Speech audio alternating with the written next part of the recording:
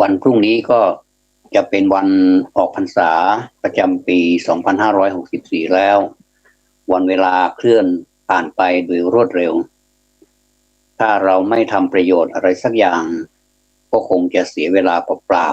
ๆดีที่ว่าเรายังสั่งสมไว้สั่งสมบุญบ้าง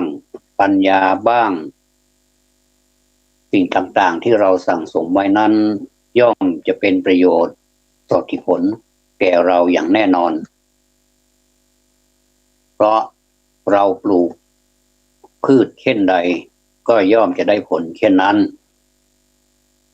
วันนี้จะได้นำเอาเรื่องของพรห้าประการซึ่งโดยปกติแล้วคนทั้งหลายส่วนใหญ่แล้วก็จะจำพร4ประการคือจตุรพิทพรแต่พร5นี้คงจะแปลกหูเหมือนกันสำหรับท่านที่ยังไม่ได้ศึกษาหรือว่าศึกษาแล้วลืมไปพรคือสิ่งที่ปรารถนาที่บุคคลหนึ่งอำนวยให้หรือแสดงความประสงค์ด้วยความปรารถนาดีให้เกิดมีขึ้นแก่บุคคลอื่นแล้วอีกประการหนึ่งคำว่าพรก็คือสิ่งประเสริฐหรือสิ่งดีเยี่ยมทำไมต้องเอาเรื่องพรมาพูดกันเพราะคนเราชอบพรเวลาไปมาหาสู่ไป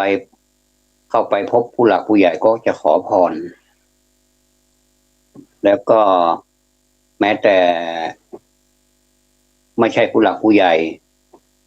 แต่ว่าเวลาจะเดินทาง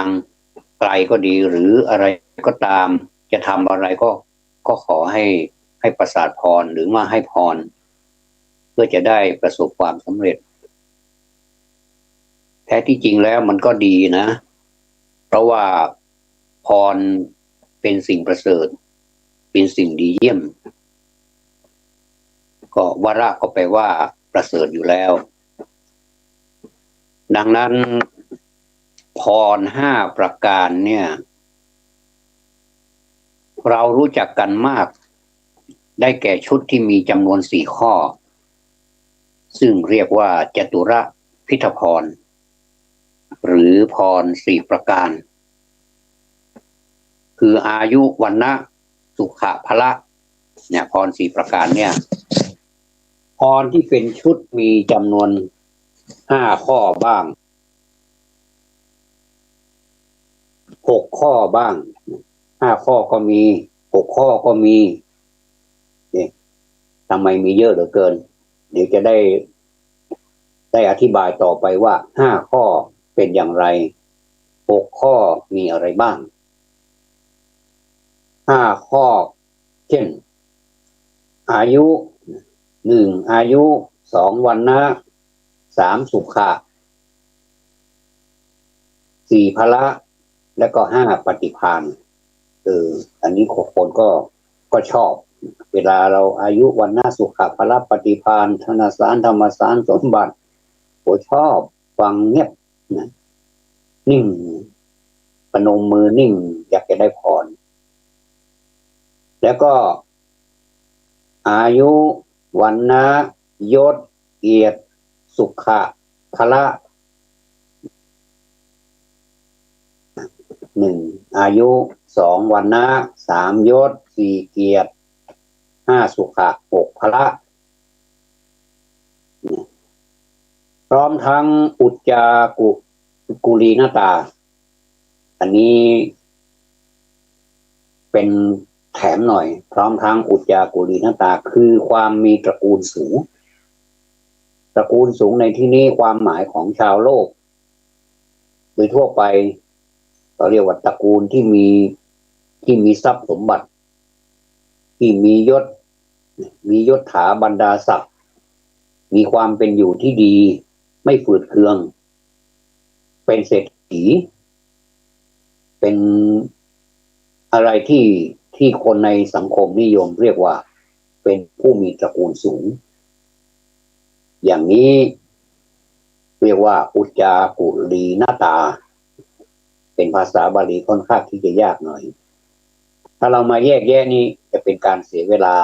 เสียนาฬิกานะแล้วก็ข้ามไปเลยนะมีโอกาสเราค่อยมาแยกแยะว่าคำว่าอุจจากุลีนตามันมาจากไหนอย่างไรเอาอุจจาตัวเดียวก็ได้อุจจาก็คือสูงนะอุจจาตัวนี้ก็คือสูงแล้วก็มีอะไรอีกมีห้าอย่างนะอายุวรรณะยศสุขอาธิปัจจะขออภัยอาธิปัจจะก็คือความเป็นใหญ่ความเป็นใหญ่เป็นใหญ่อย่างไรนั้นเราทั้งหลายทราบดีอยู่นะเป็นใหญ่ในครอบครัวหรือเป็นหัวหน้าครอบครัวใช่ไหมเป็นใหญ่ในโรงเรียนมีครูใหญ่สมัยก่อนเรียกว่าครูใหญ่สมัยนี้เรียกว่าผู้อำนวยการเมื่อก่อนนี้สมัยเรานี่ยังได้เรียกอยู่ครูใหญ่เดี๋ยวนี้เรียกว่าผู้อำนวยการอย่างเดียวนอกนั้นก็เป็นครูบาอาจารย์ต่างๆสอนตามชั้นต่างๆมีผู้อำนวยการมีรองผู้อำนวยการอันนี้เป็นองค์คณะของผู้บริหารในสถานศึกษานั้นๆเรียกว่าเป็นครูใหญ่แต่เดี๋ยวนี้เป็นผู้อำนวยการอันนี้ก็คือความเป็นใหญ่เป็นใหญ่ในสถานที่ศึกษาเป็นใหญ่ในบ้านเมืองล่ะถ้าระดับเป็นหมู่บ้านก็เป็นใหญ่ในหมู่บ้านก็คือผู้ใหญ่แล้วก็เราจะมีต่อเติมไปด้วยว่าบ้านแสดงว่าเป็นผู้ใหญ่ในหมู่บ้านนั้นลำดับต่อไปก็คือสูงกว่านั้นไปอีกก็คือรับผิดชอบหลายหมู่บ้านเป็นตำบลก็เรียกว่ากำนันนี่เป็นใหญ่ในตำบลก็คือหลายๆหมู่บ้านมารวมกันนี่เรียกว่ากำนันแล้วก็ถัดไปก็เป็นนายอำเภอก็เป็นใหญ่ในอำเภอเป็นใหญ่หมายความว่าเป็นผู้บังคับบัญชาผู้อยู่ใต้บังคับบัญชาหรือว่าทีมงานต่างๆนี้ต้องมีนายอำเภอเป็นผู้เซ็นให้รับลงนามให้เป็นผู้รับผิดชอบทั้งผิดทั้งชอบในอำเภอเป็นผู้ทั้งรับทั้งให้ทั้งรับผิดทั้งรับชอบอันนี้ก็เป็นอันรู้กันพอขึ้นไปเป็นพ่อเมืองนี่หมายถึงทั้งจังหวัดหลายอำเภอมารวมกันก็เรียกว่าเป็นผู้ว่าราชการจังหวัดเนี่ยหลายท่านมีความสงสัยว่าทำไมนายอำเภอนี้ทำไมไม่เรียกว่าผู้ว่าราชการอำเภอก็เขาแต่งไว้อย่างนั้นเขาตั้งไว้อย่างนั้นก็มีชื่อเรียกกันต่างๆไปพอไปถึงระดับกรม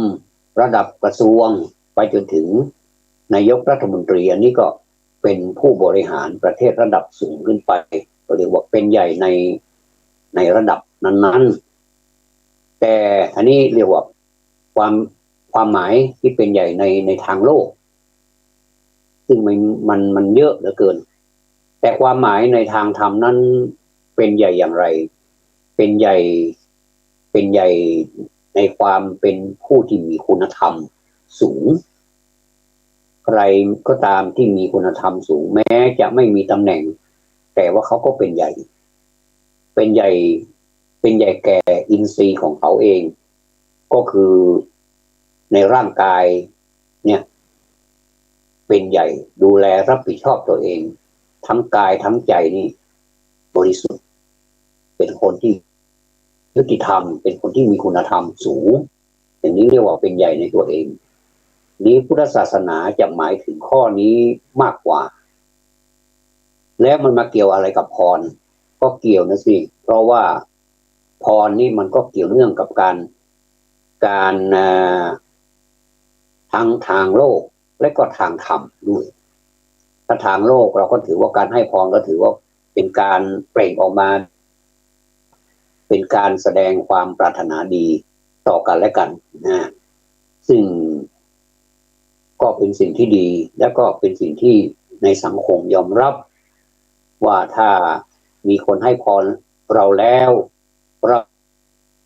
ก็จะประสบแต่สิ่งที่เป็นมงคลนะบางทีเขามีข้อเตือนด้วยบอกว่าให้พรไปแล้วอย่าลืมประพฤติธรรมด้วยนะ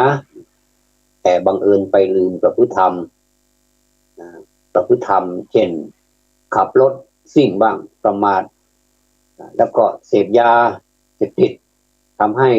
สติสัมปชัญญะใช้การไม่ได้อย่างนี้แล้วไปเกิดเหตุแล้วก็พรนั้นไปไหนล่ะทำไมไม่มาช่วยพูดถึงตามความเป็นจริงเนี่ยก็เลยบอกว่าให้พรไปแล้วต้องปฏิบัติธรรมด้วยนะไม่ใช่พรช่วยได้หมดไม่ใช่พรเป็นแต่สิ่งที่เราอำนวยให้กันเพื่อเป็นเครื่องจันลงใจให้สบายอกสบายใจให้เบาใจเป็นเครื่องกระตุ้นให้เรามีกำลังขึ้นกำลังใจขึ้นแทนที่เราจะกำลังใจของเรามันจะมอดเหมือนกับแบตเตอรี่ที่ไม่มีไฟไม่มีอะไรแล้วต้องชาร์จมีคนมาชาร์จให้เดี๋ยวแบตเตอรี่มันก็เพิ่มขึ้นยิ่งชาร์จมันก็ยิ่งเต็มนะนี่คือความเป็นใหญ่ทั้งสองนัยยะก็คือทั้งทางโลกและก็ทางธรรมความจริงแล้วทั้งทางโลกและทางธรรมเนี่ยมันเป็นสิ่งที่ไปด้วยกันได้เราจะไปว่าการให้พรไม่ดีไม่ใช่ท่านผู้ฟังอย่าเข้าใจผิดนะฟังดีๆอย่าเข้าใจผิดว่าวันนี้อาตมาพูดเรื่องพรไม่เห็นด้วยกับเรื่องพรเลยไม่ใช่อาตมาก็บอกว่ามันเป็นเรื่องดีเพราะพรก็แปลว่าสิ่งประเสริฐเป็นสิ่งที่ดีเยี่ยมอยู่แล้วเพียงแต่ว่าคนที่มาขอพรนั้นประพฤติธรรมด้วยหรือไม่ถ้าไม่ประพฤติธรรมท่านก็ได้แค่พรฟังไปก็แค่นั้นก็คงจะมีกำลังใจส่วนหนึ่งนะกำลังใจส่วนหนึ่งอันนี้จึงต้องขอบอกกล่าวก่อนนะว่าไม่ได้มาโจมตีพรใครให้พรก็ให้กันไปและชุดที่จะกล่าวต่อไปเนี่ยมันมีอยู่5ประการนะที่ขึ้นต้นคำว่าพร5นะสิ่งที่ปรารถนาที่บุคคลหนึ่งอำนวยให้เนี่ยหรือแสดงความประสงค์ด้วยความปรารถนาดีให้เกิดมีขึ้นแก่บุคคลอื่นหรือแปลว่าสิ่งประเสริฐหรือว่าสิ่งดีเยี่ยมหนึ่ง5ประการนั้นเป็นไฉนก็คือ1อายุ2วันนะ3สุขะ4โภคะนะเปลี่ยนไปแล้วใช่ไหม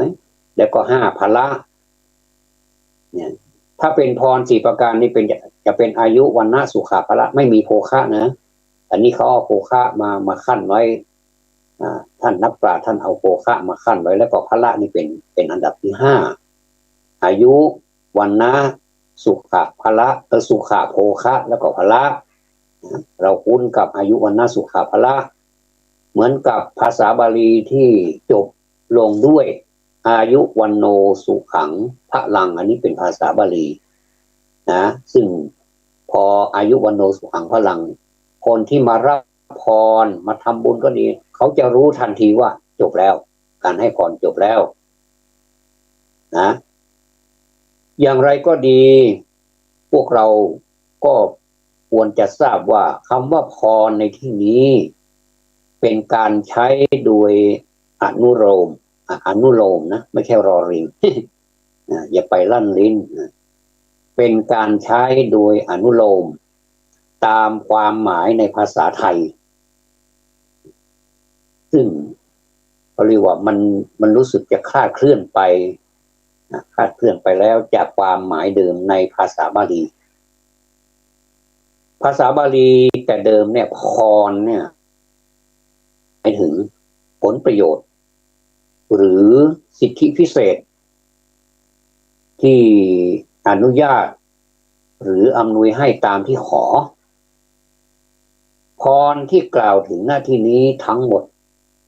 ในบาลีนี่ไม่ได้เรียกว่าพร ขออภัยไม่ได้เรียกว่าพรแต่เรียกว่าฐานะพรในภาษาบาลีไม่ได้เรียกว่าพรแต่เรียกว่าฐานะฐานะถอฐานสระอานอหนูสระอาฐานะฐานะก็คือความเป็นอยู่ฐานะก็คือตำแหน่งฐานะหรือธรรมที่น่าปรารถนาน่าใคร่น่าพอใจซึ่งจะบรรลุได้ด้วยกรรมคือการกระทำที่ดีนี่นะอันเป็นบุญเป็นกุศลเนี่ยดังนั้นคำว่าพรกับฐานะไม่ได้เหมือนกันแต่มีความหมายใกล้เคียงกันเท่านั้นขอกล่าวอีกครั้งหนึ่งว่าคำว่าพรในภาษาบาลีไม่เรียกว่าพรแต่เรียกว่าฐานะ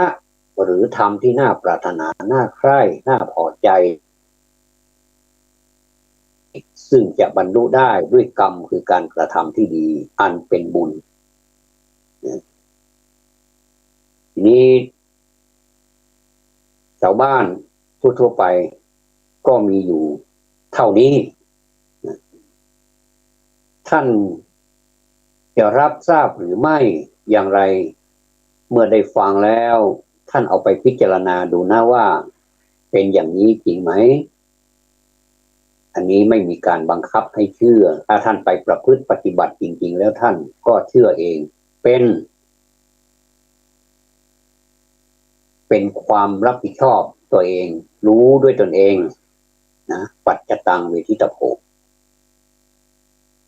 ต่อไปก็จะเป็นพรสำหรับพระภิกษุนักบวชในศาสนาภิกษุนี้เป็นนักบวชในศาสนาเรียกชื่อภิกษุนี้มีแต่ในพระพุทธศาสนาอย่างเดียวเท่านั้นนอกนั้นไม่เรียกภิกษุอาจจะเรียกเป็นอย่างอื่นเป็นนักบวชเป็นอะไรก็ตามก็แล้วแต่ในพุทธศาสนานี้ผู้ที่เข้ามาบวชที่อายุครบบวชแล้วเนี่ยก็จะเรียกว่าภิกษุพระภิกษุพระภิกษุนี้เป็นผู้ที่บรรลุนิติภาวะแล้วพ้นจากพันธนาการทั้งหลายไม่ว่าจะมีหนี้สินหรือเป็นโรคภัยไข้เจ็บที่เป็นโรคที่ติดต่อก็ไม่ได้เหล่านี้พระสงฆ์จะเลือกเฟ้นเอาถ้าเป็นโรคติดต่อหรือว่าเป็นผู้มีหนี้สินล้นพ้นตัวหรือเกี่ยวกับการติดคุกติดตารางยังไม่พ้นโทษแล้วหนีออกมาแล้วมาบวชอย่างเงี้ยหรือว่าผู้ปกครองยังไม่อนุญาตอย่างเงี้ยนะสิ่งเหล่านี้เป็นอุปสรรคต่อการบวชดังนั้นจึงมีภาษาบาลีเวลาที่พระคู่สวดไปสวดจะถามว่าอายุครบไหมบิดามารดาอนุญาตมาหรือยังหรือว่าผู้ปกครองอนุญาตมาหรือยังบิดามารดาอาจจะไม่มีแล้วหรือว่าล่วงลับไปแล้วก็มีผู้ปกครองบางทีก็ไม่ถึงกับผู้ปกครองหรอกถ้าบางท่านมีครอบครัวพ่อก็เสียแล้วแม่ก็เสียแล้วไม่มีใครเหลือแต่ตัวคนเดียวพร้อมทั้งครอบครัวอย่างเงี้ยนะเขาก็ให้ครอบครัวนะมารับรองว่าครอบครัวอนุญาตไม่ได้หนีมาถ้าอย่างเนี้ยเขาเรียกว่าอนุญาตแล้วต้องอนุญาตก่อน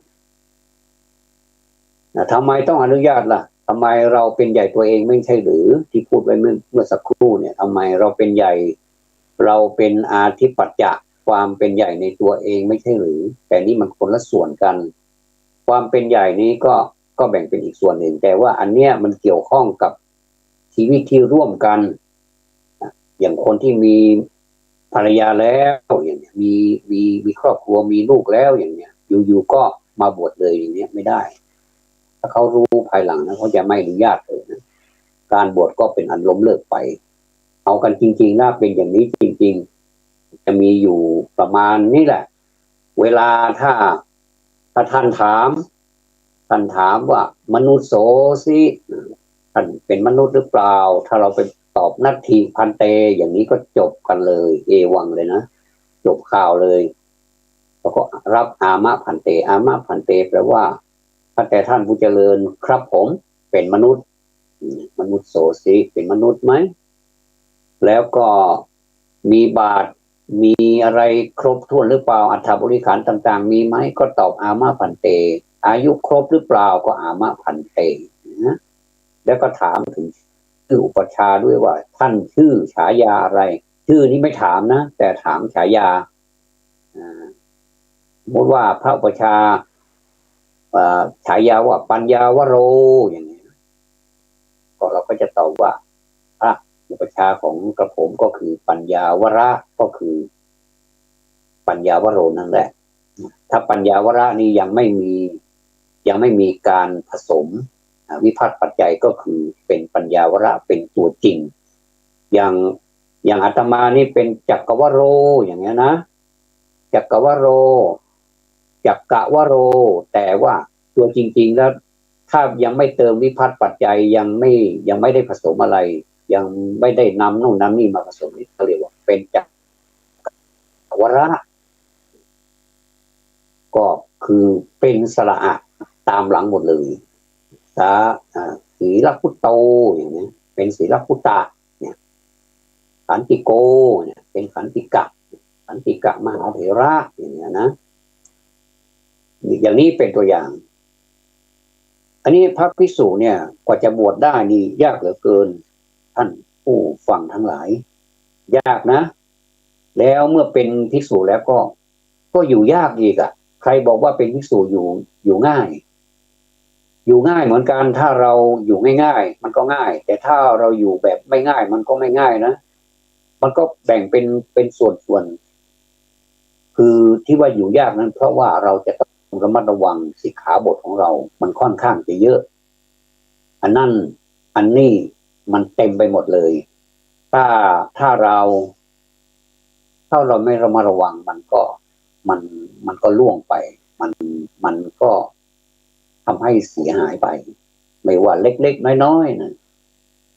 เหมือนกับสัตว์น้ำอยู่ในน้ำอ่ะไม่ว่าปลาไม่ว่ากุ้งปลาตัวใหญ่ก็เป็นอาบัติใหญ่หน่อย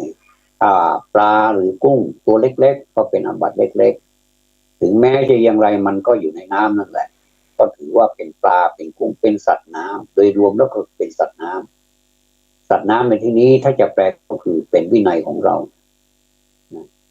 นี่ก็พูดไปก็ยาวเหมือนกันนี่พระภิกษุมาจากอย่างที่ว่านี้พรหรือธรรมอันน่าปรารถนาเหล่านี้หมายถึงคุณธรรมต่างๆที่ควรปลูกฝังฝึกอบรมให้เกิดมีไม่ใช่อยู่ๆพรมันก็ผุดขึ้นมามันไม่ใช่ขนาดหน่อไม้มันอยู่ใต้ดินมันยังผุดขึ้นมานี่เราว่ามันไม่มีปัจจัยอะไรนี้มันเป็นไปไม่ได้มันจะต้องมีอะไรมีอุณหภูมิถึงฤดูกาลที่หน่อไม้มันจะขึ้นมามันก็ผุดจากใต้ดินขึ้นมาแล้วถามว่ามันมีพ่อมีแม่ไหมมีมันมีต้นตอมันไงแล้วมันก็มีปัจจัยมันทำให้มีหน่อไม้เกิดขึ้นมาใหม่แต่มันไม่ได้ผุดขึ้นมาเองโดยธรรมชาติแต่มันมีเหล่าเทือกเขาเหล่ากอมันชั้นใด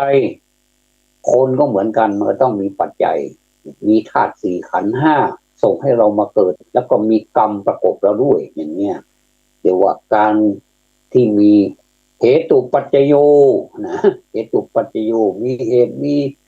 เมื่อมีเหตุก็มีผลมีอันนี้ก็ต้องมีอันนี้เกิดอันนี้ก็ต้องเกิดเนี่ยดังพุทธพจน์ก็คือพุทธวจนะ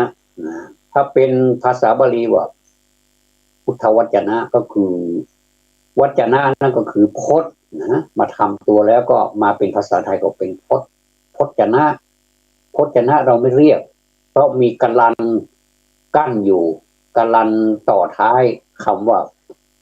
พระจนะนะนอหนูข้างหลังนะเรามีกัลลันต่อท้ายก็เลยไปห้ามอ่านวันนะอ่านว่าพจน์เลยอย่างนี้เรียกว่าพุทธพจน์ก็คือพุทธวจนะคือคำพูดของพระพุทธเจ้านั่นแหละนะพุทธพจน์ว่าภิกษุย่อท่องเที่ยวอยู่ท่องเที่ยวอยู่ก็คือสัญจรอยู่ก็คือดำรงตนอยู่ท่องเที่ยวอยู่ภายในถิ่นท่องเที่ยวที่เป็นแดนของตน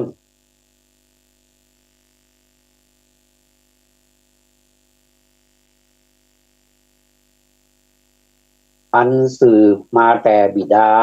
นี่ไงเห็นไหมเราจะเกิดคนเดียวไม่ได้เราต้องสืบมาจากบิดาคือสติปัฏฐานสี่ในวงเล็บบิดาก็คือสติปัฏฐานสี่อันนี้นี่ลึกซึ้งมากนะอันนี้ต้องอธิบายเป็นกันเลยนะโยมเพราะว่าทำไมพระพุทธเจ้าตรัสว่าภิกษุท่องเที่ยวอยู่ภายในถิ่นท่องเที่ยวที่เป็นแดนของตนอันสืบทอดมาแต่บิดาความจริงอันสืบทอดนี่ห้ามเว้นวรรคนะเดี๋ยวจะเป็นสืบแล้วอันหนึ่งจะเป็นทอดโทษกล้วยแขกหรือทอดปลาหรือเปล่าทอดเนื้อทอดหมูทอดอะไรไม่ใช่เพราะฉะนั้นภาษาไทยก็ควรระมัดระวังนี่อันนี้แสดงว่าอาตมาก็มีสติกำกับอยู่ไปเรื่อยๆนะว่าแม้แต่ภาษาไทยเนี่ยถ้าเราไปบอกว่าอันที่เป็นแดนของตนอันสืบแล้วก็หยุดไว้อย่างเนี้ยนะแล้วก็ไปทอดเนี่ยความจริงมันภาษาไทยมันขาดจากกันมันความจริงมันติดกันนะอันสืบทอดอันสืบทอดว่าไปเลยอันสืบทอดต่อกันเลยแต่ว่าอันสืบแล้วก็นิ่งไปตั้งนานแล้วก็ทอดอย่างเนี้ยนะแสดงว่าเป็นคนละส่วนภาษาไทยด้วยนะเรามาเรียนภาษาไทยด้วย ก็เป็นสิ่งที่ดีนะเชิญเรียนภาษาไทยด้วยในตัวอันสืบทอดมาแต่บิดาของเราก็คือสติปัฏฐานสี่เมื่อสืบทอดมาจากบิดาคือสติปัฏฐานสี่แล้วจักเจริญด้วยหนึ่งอายุคือพลังที่หล่อเลี้ยงทรงชีวิตให้สืบต่ออยู่ได้ยาวนานได้แก่อิทธิบาทสี่นี่จะไปหาธรรมหมดเลยจะไปหาธรรมหมดเลยหัวข้อธรรมเนี่ยก็คืออายุคือพลังที่หล่อเลี้ยงทรงชีวิตให้สืบทอดต่ออยู่ได้ยาวนานได้แก่อิทธิบาทสี่นะอิทธิบาทสี่นี้ท่านก็ทราบอยู่แล้วนะถ้ามีเวลาเดี๋ยวเรามาอธิบายถึงอิทธิบาทสี่อีกโอ้สนุกนะแล้วก็เขาเรียกว่าอันนี้คืออายุหรือว่า accomplishment ทีนี้ต่อไปเป็นเรื่องของวรรณะนี่เราเข้าใจในทางบอกว่าวรรณะนั่นก็คือผิวพรรณผุดผ่องใสเป็นมีน้ำมีนวลอย่างนี้อันนี้ก็เป็นความเชื่อก็ใช้ได้ก็ไม่ได้ว่าอะไรนะแต่วรรณะในความหมายนี้คือความงามนะคือความงามคือ beauty คือความงามอิ่มผ่องใสน่าเจริญตาเจริญใจทีนี้วรรณะในทางพระพุทธศาสนาที่เป็นความหมายที่ถูกต้องที่สุดเรียกว่าวรรณะได้แก่ศีลที่ทำให้มีความ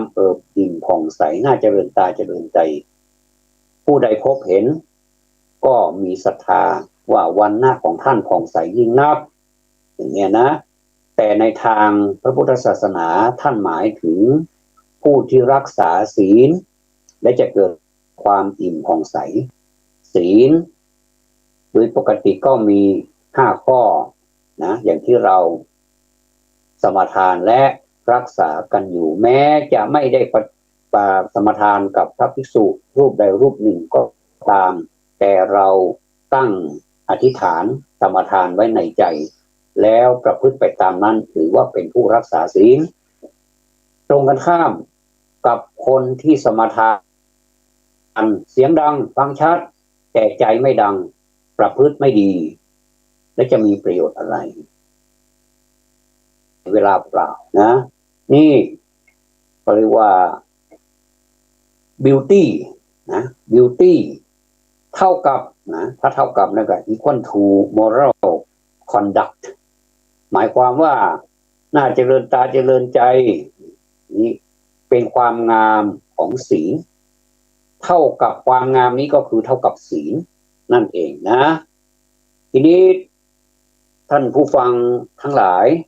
เดินทางมาถึงข้อที่3คือสุขะสุขะก็คือความสุข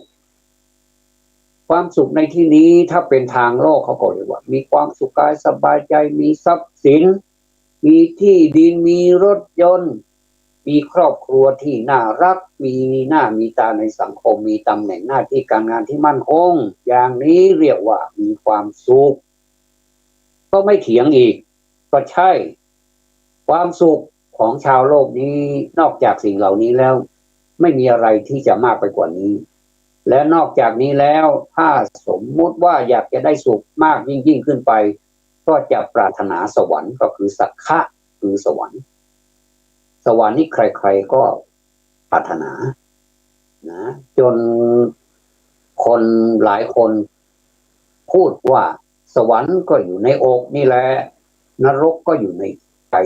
มันก็ถูกอีกเป็นคำเปรียบเทียบว่าสวรรค์ก็ดีนรกก็ดีก็อยู่ในใจของเรานี่แหละเวลาใดที่เรามีใจที่สดชื่นแจ่มใสใบหน้ายิ้มแย้มแจ่มใสนั่นคือสวรรค์รูปกายของเราไม่พิกลพิการคุณพ่อคุณแม่เป็นผู้ให้กำเนิดเป็นผู้บังเกิดเกล้าบังเกิดกระหม่อมเราเนี่ยมาเนี่ยท่านให้สวรรค์เรามาหมดเลยสวรรค์ข้างนอกเราก็ดีสวรรค์ข้างในเราก็ดีตับไตไส้พุงเครื่องใช้ไม้สอยเครื่องจักรทำงานในร่างกายของเราไม่ว่าจะเป็นอะไรกระเพาะก็ดีไม่ว่าจะเป็นอะไรก็ตามอยู่ในร่างกายของเราเนี่ยเรียกว่าสวรรค์อันนี้แหละคุณพ่อคุณแม่ให้สวรรค์เรามาตาหูจมูกลิ้นกายใจตาหูจมูกลิ้นกายใจ6นะสวรรค์ข้างในนี่6และสวรรค์ข้างนอกเราก็สามารถมองเห็นรูปเสียงกลิ่นรสโผฏฐัพพะการสัมผัสธรรมารมณ์ด้วยใจก็คือมีอีก6ก็เป็นสวรรค์16ชั้น16ชั้นนี้เราไม่พิกลพิการนะแม้ว่าใครจะพิการไปส่วนใดส่วนหนึ่งแต่เราก็ยังอยู่บนสวรรค์อยู่ดีบนสวรรค์อยู่ดีก็คือเรายังรับทราบเรายังพูดได้เรายังกินได้เรายังคิดได้ประพฤติปฏิบัติธรรมได้นี่เรียกว่าสวรรค์แต่ถ้าเราทำอะไรไม่ได้ล่ะอันนี้เรียกว่านรกถึงแม้ว่าจะเป็นคนแต่ทำอะไรไม่ได้ช่วยเหลือตัวเองไม่ได้คิดไม่ได้อะไรไม่ได้สักอย่างมีแต่คนดูแลตลอดจนอายุไขจนตายไปจากโลกนี้ก็เรียกว่านรกยังไม่พอคนก็ยังพูดว่านรกบนดินและตายทั้งเป็นอย่างเงี้ยมีคำหนักๆแบบนี้ปรากฏให้ได้ฟังอยู่เรื่อยเลยเพราะฉะนั้นสวรรค์มีในอกนรกอยู่ในใจมันก็ถูกที่เขาว่าอยู่เหมือนกันนะแต่ความสุขในทางพุทธศาสนานั้นท่านหมายถึงฌาน4นะฌาน4เรียกว่าhappiness นะ equal to for นะ meditative absorption ก็คือความหมายก็คือการดูดซึมการรับการหมกมุ่นก็คือการดูดซึมเอาความสุขนะเข้ามาสู่ตัวการรับแต่สิ่งที่ดีๆเนี่ยเข้ามาสู่ตัวเราเนี่ยฌาน4นี่อันนี้ก็เป็นอีกกันหนึ่งที่ต้องพูดกันอันนี้ยาวนะอันนี้ก็ฌาน4นี่เป็นเรื่องที่ลึกซึ้งอยู่เหมือนกันต่อไปเป็นข้อที่4ข้อที่4นี่แหละที่เอามาแทนพละเอาเป็นข้อที่4แต่พละกลายเป็นข้อที่5ข้อที่4นี่คืออะไร อะไรเอ่ยก็คือโภคะโภคะในที่นี้คือความพรั่งพร้อมด้วยทรัพย์สินและอุปกรณ์ต่างๆอันอำนวยความสุขความสะดวกสบายนะความสะดวกสบายอันนี้ชาวโลกทั้งหลายจะหมายถึงสิ่งเหล่านี้โภคะเป็นผู้มีโภคะสมบัติมีมีฐานะมั่นคงถ้าเป็นข้าราชการเกษียณอายุไปแล้วก็ยังได้รับการดูแลเรียกว่าเป็นข้าราชการบำนาญยังได้รับการดูแลจากรัฐอยู่อย่างนี้เรียกว่าสะดวกสบายจนกว่าจะจากโลกนี้ไปเมื่อความสะดวกสบายเกิดขึ้นความสุขก็ตามมาอันนี้เรียกว่าโภคะในความหมายของชาวโลกทั่วไปชาวบ้านทั่วไปเขาจะส่วนมากก็จะมีความหมายเข้าใจความหมายในประมาณนี้แต่ถ้าลึกไปกว่านี้ถ้าเผื่อเราศึกษาให้ลึกไปกว่านี้โภคะไม่ใช่แต่ความหมายที่ว่าอย่างนั้นท่านหมายถึงอัปปมัญญาตรงนี้ฟังดีๆนะอันนี้ฟังแล้วจะมีความลึกซึ้งมากเลยว่าทำไมต้องไปเกี่ยวกับอัปปมัญญาล่ะอัปปมัญญานี่คืออะไรหน้าตาเป็นอย่างไรอธิบายต่อไปว่าอัปปมัญญาก็คือพรหมวิหาร4ประการนะพรหมวิหาร4ประการทีนี้พรหมวิหาร4ประการนี้มันก็อย่างที่เราท่านทราบดีอยู่ว่าเมตตากรุณามุทิตาอุเบกขาอันนี้เป็นพรหมวิหาร4ประการอัปปมัญญาก็คือสิ่งที่ให้ไปโดยไม่ได้จำกัดไม่จำกัดขีดไม่จำกัดกิโลเมตรไม่จำกัดกิโลกรัมนะหนักเบาไม่ได้จำกัดมีมากเท่าไหร่ยิ่งดีเมตตากรุณามุทิตาอุเบกขาแต่ในวงเล็บนิดหน่อยก็คือต้องใช้ให้ถูกกาลเทศะไม่ใช่เมตตาก็เมตตาเกินกรุณาเกินมุทิตาก็โหเหลือเกินแล้วก็อุเบกขาเกินไปนะที่เขาเรียกเป็นภาษาวัยรุ่นว่าอย่ามาเยอะอะไรประมาณเนี้ยที่อย่ามาเยอะนี่ก็หมายความว่าถ้าสมมติว่าอุเบกขานี่อุเบกขาเกินไปจะกลายเป็นเพิกเฉยไม่สนใจใยดีไม่มีความกระตือรือร้นไม่อะไรสักอย่างกลายเป็นจ่าเฉยไปเลยอันนี้ไม่เรียกว่าอุเบกขานี่ต้องอุเบกขาให้ถูกหลักด้วยอย่างที่อาตมาพูดถึงเรื่องพรนี้จะต้องเป็นพรที่ถูกหลักด้วยถึงแม้ว่าเราจะใช้คำว่าอุเบกขาก็คือการวางเฉยแล้วเราก็เข้าใจแค่นั้นก็จะกลายเป็นการวางเฉยในที่นี้หมายถึงเฉยเมยไม่ได้สนใจอะไรเลยอย่างนี้ก็ไม่ใช่อีกอุเบกขานี้ก็พูดถึงพรหมวิหารนี้ก็อันนี้ก็อีกกันหนึ่งนะอันนี้ก็ยาวเป็นมากที่ยาวถ้าอธิบายไปแล้วเวลานี้ไม่พอแน่ๆนะอันนี้สุขอันนี้โภคะนะมาสุขพูดเมื่อกี้แล้วโภคะคือความพรั่งพร้อมด้วยทรัพย์สินอันนี้คือความหมายของชาวโลกถ้าเป็นความหมายของชาวธรรมเขาจะเพิ่มคำว่าอัปปมัญญาหรือพรหมวิหาร4ไปด้วยนะถ้าเป็นภาษาอังกฤษก็wonderful นะ wonderful ถ้าเราเท่ากับนี่ก็ equal to boundless state of mind ก็หมายความว่าใช้อัปปมัญญาหรือพรหมวิหาร4นั่นแหละต่อไปเป็นข้อที่สุดท้ายก็คือพละก็จะพอดีกับเวลาพอดีนะก็คือพละก็คือการมีกำลังแรงกำลังเข้มแข็งที่ทำให้ข่มขจัดได้แม้แต่กำลังแห่งมารวันนี้ลึกซึ้งเหมือนกันนะพละนี่ไม่ใช่กำลังอย่างเดียวนะทำให้สามารถดำเนินชีวิตที่ดีงามปลอดโปร่งเป็นสุข บำเพ็ญกิจด้วยบริสุทธิ์และเต็มที่ไม่มีกิเลส หรือความทุกข์ใดๆจะสามารถบีบคั้นครอบงำได้มันก็ได้แก่วิมุตติความหลุดพ้นหมดสิ้นอาสวะหมดสิ้นอาสวะทั้งปวงหมดสิ้นอาสวะทั้งปวงนี่แหละท่านทั้งหลายความหมายของคำว่าพละเนี่ยมันเป็นความหมายที่ลึกเข้าไปกว่าที่เราเข้าใจอีกก็คือเราเข้าใจว่าพละก็คือกำลังนี้ไม่ว่าจะเป็นกำลังกายกำลังใจก็แล้วแต่เมื่อมีกำลังใจแล้วกำลังกายมันก็ย่อมมาเป็นคู่เขาเป็นคู่กันมาเป็นคู่กายกับใจก็เป็นคู่กันพลังภายนอกก็ต้องมีพลังภายในอย่างนี้เรียกว่าวันนี้มาพูดถึงพร4พร5พร6พร4ก็ดีพร5ก็ดีพร6ก็ดีก็คือว่าพรเหมือนกันแต่ว่าเรารู้จักพรแค่ไหนเรารู้จักหน้าตาของพรแค่ไหนอย่างไรเราก็ควรจะทำความรู้จักเขาให้หมดอย่าเข้าใจเพียงผิวเผินว่าพรก็คือสิ่งที่เราเข้าใจแค่นั้น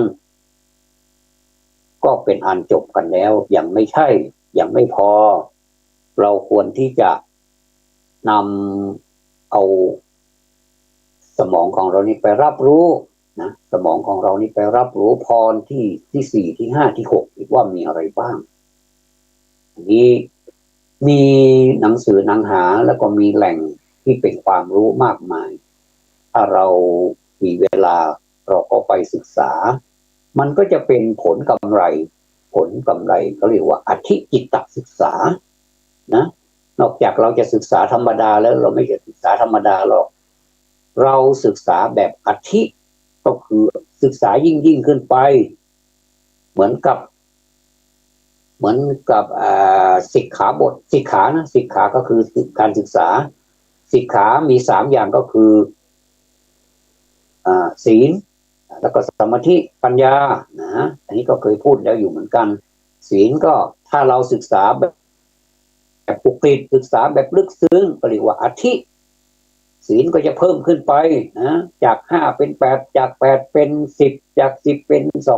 227จาก227ก็เป็น300กว่านู่นเป็นศีลภิกษุณีอย่างเงี้ยอันนี้นี่ศึกษาข้อนะแต่ศึกษาข้ออัดข้อธรรมเนี่ยมันจะลึกซึ้งไปอีกเรียกว่าเราใช้คำว่าอธินะเรียกว่าอธิศีลเรียกเป็นภาษาบาลีว่าอธิศีลสิกขาต่อมาสมาธิทำไมเรียกว่าจิตล่ะจิตกับสมาธินี่มันอยู่ด้วยกันมันเป็นมาคู่กันเพราะฉะนั้นเวลาเขาจะเรียกเขาจะไม่ได้เรียกว่าอธิสมาธิศึกษาไม่ได้เรียกตรงนี้ต้องทำความเข้าใจในบางทีจะงงบางทีไม่มีใครบอกเราจะงงว่าทำไมเวลาเป็นสมาธิทำไมไม่เป็นอธิสมาธิศึกษาล่ะสิกขาล่ะก็จะพูดเป็นภาษานี้ก็จะกลับมาเป็นจิตนะสมาธิจิตสิกขาก็คือถ้าจิตสิกขาธรรมดาก็เป็นการฝึกจิตธรรมดาแต่ว่าถ้ายิ่งกว่านั้นก็คืออธิจิตสิกขาและก็มาถึงสุดท้ายถ้าปัญญาธรรมดาก็ปัญญาธรรมดาก็ระดับของโลกิยปัญญาที่ชาวบ้านเราท่านทั่วไปนี่เข้าใจกันนะก็คือความรู้ความเข้าใจความรู้อะไรต่างๆเนี่ยรู้จักธรรมะหากินอะไรก็เป็นปัญญาแต่ถ้าเป็นอธิปัญญาศึกษาแล้วอธิปัญญาสิกขาแล้วมันไม่ใช่มันจะต้องลึกซึ้งเป็นอธิเป็นยิ่งนะวันนี้ได้นำเอาความรู้เหล่านี้มาชี้แจงมาพูดให้พวกเราได้ฟังกันนะเป็นการกระตุ้นเตือนนะสติสติกลับมาเถอะแล้วเราจะได้ระลึกกันสัมปชัญญะสัมปชัญญะเรามาสัมปชัญญะกันนะธรรมะของพระพุทธเจ้านั้นหลายท่านถามว่าต้องปฏิบัติหมดนั้นไม่ไหวหรอกมีตั้ง80,000 กว่าโอ้ไม่ไหวหรอกท่านพระพุทธเจ้าท่านทรงชี้แจงแถลงไขให้พวกเราได้ฟังแล้วไม่ใช่เหรอว่าท่านหยิบเอาดอก เอาใบไม้ในป่าไม้ในเพียงในกำมือเนี่ยคือท่านหยิบมา4-5ใบแสดงว่าใบไม้ในกำมือของพระพุทธเจ้าเนี่ยท่านจะแสดงธรรมแค่4-5อย่างเท่านั้นนะเพราะฉะนั้นท่านเบาใจเถอะว่าไม่ต้องไปปฏิบัติถึงขนาดนั้นเราปฏิบัติไม่หมดหรอกแต่ว่าขอเอาหัวข้อแบบสำคัญเอามาปฏิบัติมันก็ดีแล้วถ้าเรามีโอกาสก็เพิ่มไปเรื่อยๆอันนี้อยู่ที่ตัวเราเลยขยันเท่าไหร่เราจะมีวิริยะอุตสาหะเท่าไหร่นั่นก็เป็นเรื่องของปัจจตังของแต่ละบุคคลไปเนี่ยเพราะฉะนั้นนี่มีคนถามว่าจะต้องปฏิบัติทั้งหมดหรือไม่ต้องเลยนะปฏิบัติแค่อยู่ในกำมือของเราก็พอละแค่นี้เองนะเพราะธรรมะทั้งหลายนี่พระพุทธเจ้าท่านตรัสสอนเป็นพุทธพจน์ครั้งสุดท้ายก่อนที่จะดับขันธ์นะจะสุเสด็จดับขันธปรินิพพานเนี่ยก็คือธรรมะทั้งหมดนี้ย่อลงเหลือข้อเดียวเท่านั้นเองข้อนั้นก็คือความไม่ประมาทนะมีสติระลึกอยู่ตลอดไม่ประมาทในชีวิตไม่ประมาทในวัยไม่ประมาทในทรัพย์สมบัติไม่ประมาทในเวลาทุกสิ่งทุกอย่างลงที่ไม่ประมาทหมดเลยเพราะฉะนั้นความไม่ประมาทนี้จึงเป็นหัวใจของพุทธศาสนาแล้วพระพุทธเจ้าสอนอะไรจะมีที่เน้นๆก็มี2 สิ่งเท่านั้นเองสอนให้รู้จักทุกข์แล้วก็ให้พ้นจากทุกข์แค่นั้นเอง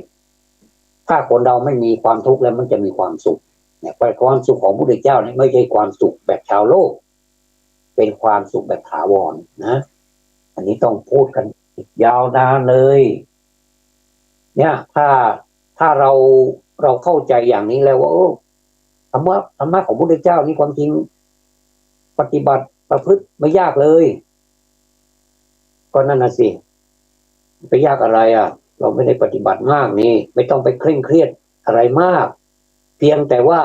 เมื่อเรารู้ข้อนี้แล้วเราอยากจะทราบความหมายอีกข้อหนึ่งก็ศึกษาไปแล้วเราจะเรียนรู้ว่าความจริงมันเป็นอย่างนี้ก็เป็นการต่อยอดก็เป็นอธิปัญญาต่อยอดความรู้ให้กว้างให้ลึกไปอีกเขาเรียกว่าทั้งกว้างทั้งลึกถ้าเป็นน้ำถ้าเป็นแม่น้ำธรรมดาก็ลึกไม่กี่ท่วมไม่เท่าไหร่ไม่กี่เมตรแต่ถ้าเป็นลึกเป็นแม่น้ำใหญ่ๆก็มากกว่านั้นถ้าเป็นมหาสมุทรล่ะโอ้โหไม่ต้องพูดถึงเลยนะถ้าพลาดตกลงไปในน้ำก็เป็นอันเสร็จเลยเกวังเลยฉันใดก็ฉันนั้นความลึกความกว้างของปัญญานั้นมันจะเพิ่มขึ้นไปเรื่อยๆดังนั้นในวันนี้ได้นำเสนอเรื่องพรเนี่ยถามว่าอาตมามีความสุขไหมที่ได้ให้ความรู้แก่ท่านผู้ฟังทั้งหลายมีความสุขนะแต่อาตมาไม่ทราบว่าท่านผู้ฟัง